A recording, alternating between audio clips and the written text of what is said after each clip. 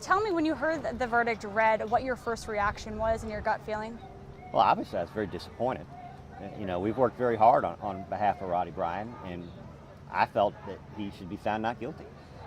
So it's a big disappointment, you know, but we're lawyers, we're professionals. We try not to stomp around like children when we don't get our way. That's not the American way. So you stood here in this exact spot yesterday and told us that your client was walking home free. Tell us. Yes, I'm very disappointed that he's not. Do you feel like more could have been done on your behalf, or comments made in court in general could have influenced the jurors? I don't think that I would change the presentation that we made.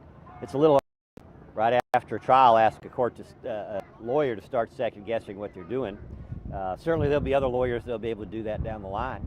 Yeah, I'm disappointed, but you know, the jury system that we have is the greatest system in the world. For all its faults, nobody's come up with a better one. And sometimes, you know, we go to court, we're disappointed with the verdicts. But we have to respect the verdicts, and we have to respect the work of the jurors in the case, even if we disagree with the result.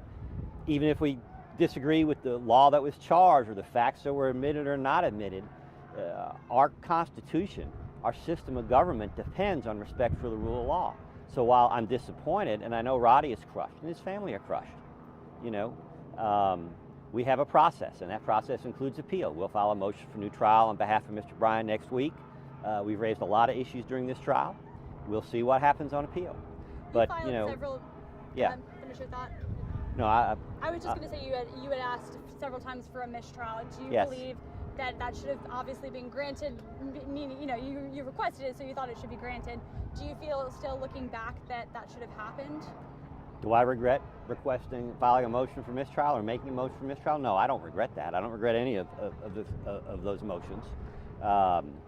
And you know, we'll see what the appeals courts do with all that. How was your client walking out of this door? We saw him in handcuffs once again, leaving today. Were you able to speak with him at all before he was brought back to jail? No, practically speaking, particularly given the security and other issues in this case, you know, I wasn't going to be going back there in the back talking to Mr. Bryan. That wasn't going to happen today. I'll try and see him this weekend and explain where he's at and what his options are. But no, I haven't talked with Mr. Bryan since you saw him walk out of the courtroom. And just tell me one more time your gut reaction when you heard that verdict. I was deeply disappointed. I mean, I really felt that this jury was going to acquit Mr. Bryan. And, you know, I respect their work, you know, and I respect their efforts. But nonetheless, it's still very disappointing. All right, anything else you would like to add, sir? No. I'm sorry I can't give you all more time, but... No, I understand. Thank you. Let me unhinge you there. Yes, free me. Good. Thank you so much. Thank you. All right.